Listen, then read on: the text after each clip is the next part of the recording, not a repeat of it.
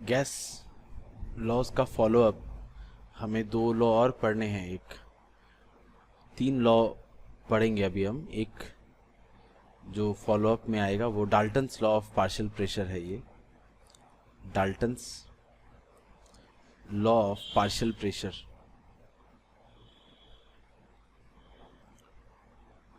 ये एक quantitative law है। ये बताता है कुछ relation partial pressure, total pressure और मोल फ्रैक्शन के बीच का एक रिलेशन।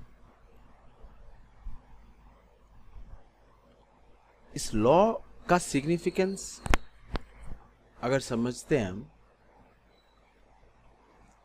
इस रिएक्शन वेसल में हम कुछ गैस मॉलिक्यूल्स लेते हैं। मैं ये रेड वाले गैस मॉलिक्यूल्स लेता हूं, अगर हम ब्लू गैस मॉलिक्यूल्स अगर लेते हैं, और हम ये पर्पल गैस मॉलिक्यूल्स लेते हैं। ये नोट करना काफी इंटरेस्टिंग है। इन तीनों गैस का, रेड, ब्लू और पर्पल गैस का एक टोटल प्रेशर होगा। इस पूरे वेसल का एक टोटल प्रेशर होगा, एक टोटल प्रेशर होगा। मैं उसको कैपिटल पी से डिनोट करता हूं, या मैं पी टोटल लिख सकता हूं, पी टोटल।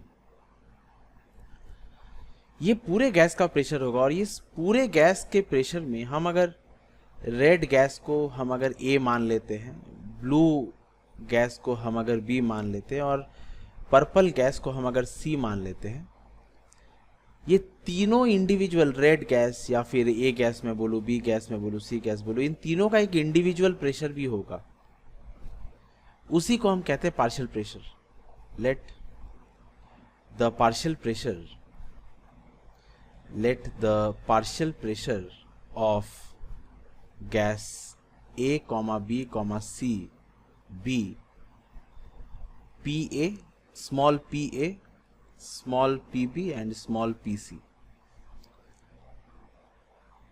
और डाल्टन ने इस लॉ की स्टडी 1804 में की थी, और डाल्टन का ऑब्जर्वेशन ये था कि जो गैस का टोटल प्रेशर है, गैस का जो टोटल प्रेशर है पी टोटल, वो सम ऑफ पार्शियल प्रेशर होगा, P A plus P B plus P C. ये है डाल्टन लॉ का ऑब्जर्वेशन। सो पार्शियल प्रेशर और टोटल प्रेशर का एक रिलेशन मुझे समझ में आता है कि टोटल प्रेशर सारे पार्शियल प्रेशर का समेशन होगा।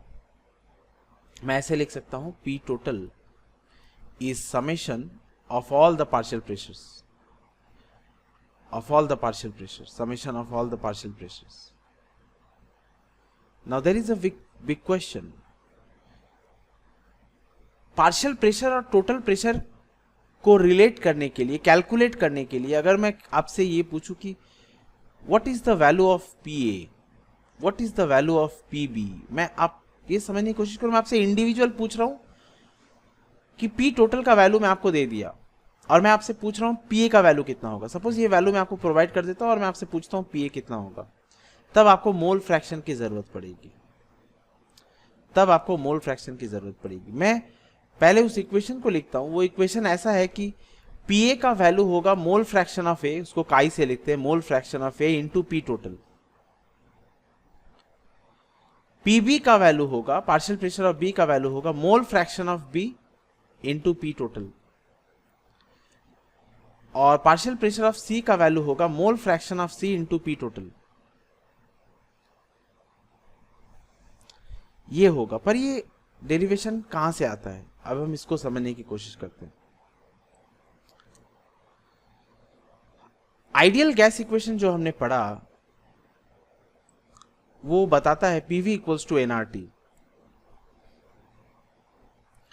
मैं हर एक गैस के लिए अगर पीए का वैल्यू लिखूं, मैं हर एक गैस के लिए अगर लिखूं, आइडियल गैस इक्वेशन में एक्सप्रेस करूं, तो पीए का जो वैल्यू आएगा वो आएगा N A R T by V. ये वी क्या है, ये वी क्या है, ये टोटल वॉल्यूम गैस का, ये जो कंटेनर मैंने लिया है, तीनों गैस का वॉल्यूम वही रहेगा, गैस का अपना कोई वॉल्यूम नहीं होता, जिस कंटेनर में वो लिया गया वही वॉल्यूम होगा। पीए का वैल्यू कितना होगा, इस रेड पार्टिकल्स जो मैंने लिए हैं, रेड मॉलिक्यूल्स जो मैंने लिए, उसका वैल्यू अगर मैं बोलूं तो ए के कितने नंबर ऑफ मोल्स हैं या कितने नंबर ऑफ मॉलिक्यूल्स हैं, एक ही बात है। ए के कितने नंबर ऑफ मोल्स है, R T by V. What is this V, volume of the container. इसी तरह से मैं और दो इक्वेशन लिख सकता हूं, ये जो पीबी होगा वो होगा N B R T by V, और लाइकवाइज हम पीसी का फॉर्मूला भी लिख सकते हैं, पीसी होगा N C R T by V. और हम जानते हैं कि पी टोटल जो 1804 में डाल्टन ने हमें बताया कि पी टोटल जो है वो P A plus P B plus P C के बराबर होगा। सो हम वैल्यूज को पुट करते हैं। So total pressure P total अगर मैं लिखूं तो ये है P A plus P B plus P C, और इंडिविजुअल वैल्यूज पुट कर देंगे ये वाले। अगर इंडिविजुअल वैल्यूज पुट करते हैं तो रिलेशन कुछ ऐसा बनेगा, ये रिलेशन कुछ ऐसा बनेगा, ये होगा N A R T by V plus N B R T by V plus N C R T by V. अगर और भी गैस होते तो ये कंटिन्यू होता जाता, ये और भी कंटिन्यू होता। हम अगर आर टी बाई वी को कॉमन ले लेते तो ये आएगा N A plus N B plus N C. अगर और गैस होता तो ये कंटिन्यू होता, आप इसको समझ सकते हो, और ये हो जाता आर टी बाई वी। और ये पी टोटल है ही, ये पी टोटल है ही। नाउ अगर मैं N A N B N C के समेशन की बात करूं तो एन ए क्या है, number of molecules of A. What is N A, number of molecules of A gas, number of molecules of gas A gas के कितने molecule है। एन बी क्या है, number of molecules of gas B, और N C है number of molecules of gas C, individual number of molecules. अगर मैं N A N B N C को ऐड कर दूं तो ये टोटल नंबर ऑफ मॉलिक्यूल्स है, यही हो जाएंगे total number of molecules, N total हो जाएंगे ये। अगर मैं सबको ऐड कर दूं, ए के कितने मॉलिक्यूल है, बी के कितने मॉलिक्यूल है, सी के कितने मॉलिक्यूल है, ये सारे मॉलिक्यूल हमारे इस कंटेनर में प्रेजेंट है, ये सारे मॉलिक्यूल हमारे इस कंटेनर में प्रेजेंट है। सो ये हो जाएगा हमारा एन टोटल। मैं इसको लिख सकता हूं, ये हो जाएगा हमारा एन टोटल, और एन टोटल क्या होगा, N A plus N B plus N C. So इस N A plus N B plus N C को हम लिख सकते हैं P total is equals to N total R T by B. So ये हो जाएगा हमारा P total is equals to N total R T by B. अब हम नंबरिंग करते हैं, इसको नाम दे देते इक्वेशन 1, इसको नाम दे देते इक्वेशन 2, और इसको नाम दे देते इक्वेशन 3, और इसको नाम दे देते equation 4। So dividing equation 1 by 2 अगर करते हैं हम, ये इक्वेशन 1 रहा, मैं इसको हाईलाइट करता हूं, ये मेरा इक्वेशन 1 है, और ये मेरा इक्वेशन 4 है। डिवाइडिंग इक्वेशन 1 बाई 4 करते हैं, डिवाइडिंग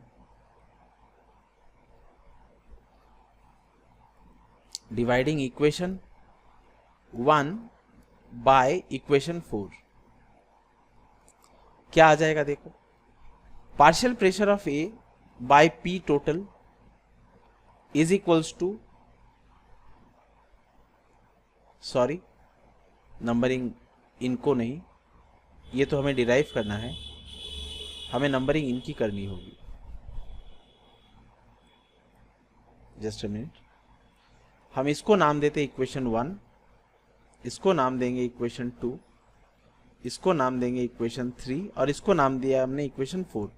और हम इसे ये वाला इक्वेशन डिराइव करेंगे कि कैसे partial pressure mole fraction into P total होता है। ये हमारा टास्क है, ये रिलेशन क्यों आता है। So P A by P total की अगर मैं बात करूं तो ये हो जाएगा N A by N total. N A ऊपर भी आर टी बाई वी और नीचे भी आर टी बाई वी, ये कैंसल हो जाएगा। सो हम लिख सकते हैं P A by P total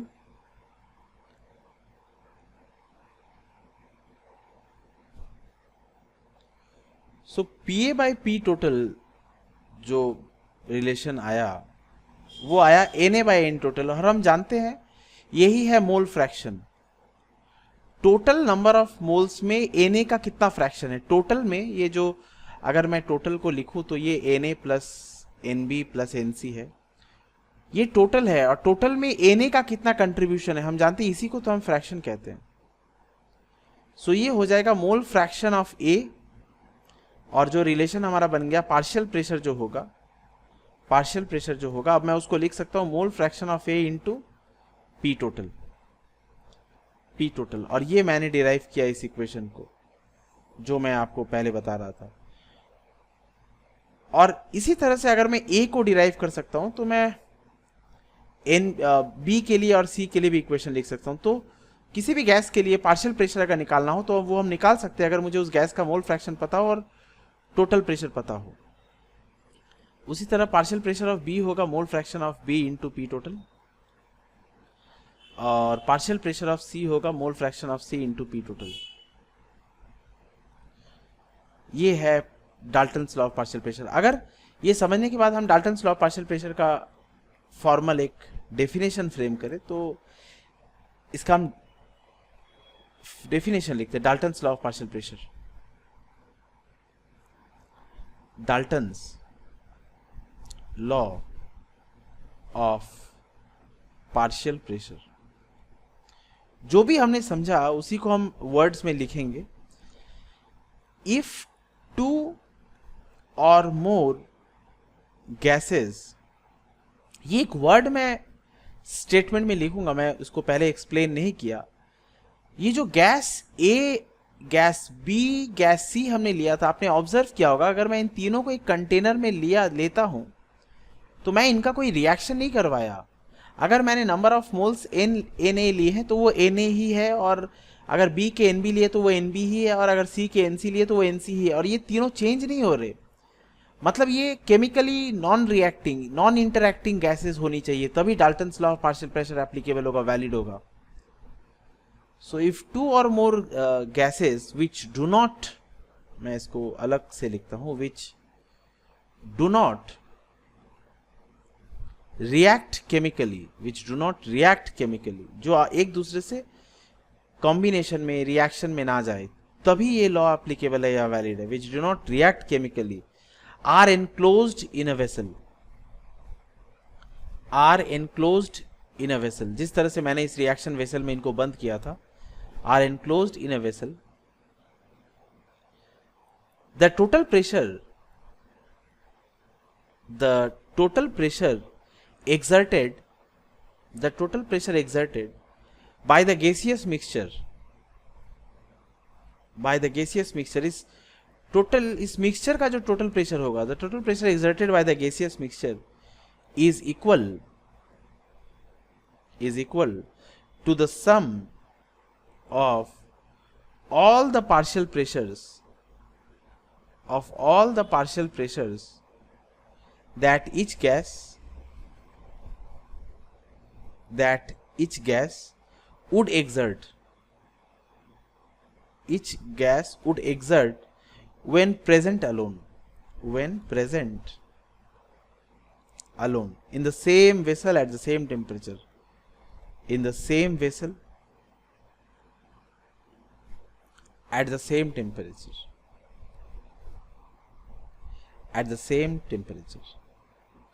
और इसका अगर इस इक्वेशन का अगर मैथमेटिकल फॉर्म हम लिखे तो वो ये होगा, अगर मैं कैपिटल P को टोटल प्रेशर मान लेता हूँ और सारे गैसेस का A B C का अगर मैं पार्शियल प्रेशर स्मॉल p मान लेता हूँ तो ये PA plus PB plus PC plus dot dot dot, suppose आपके पास यदि अगर हमारे पास n number of gas molecules हो तो ये सबका मिला जुला पार्शियल प्रेशर, सारे पार्शियल प्रेशर को मिला के हमें टोटल प्रेशर मिलेगा।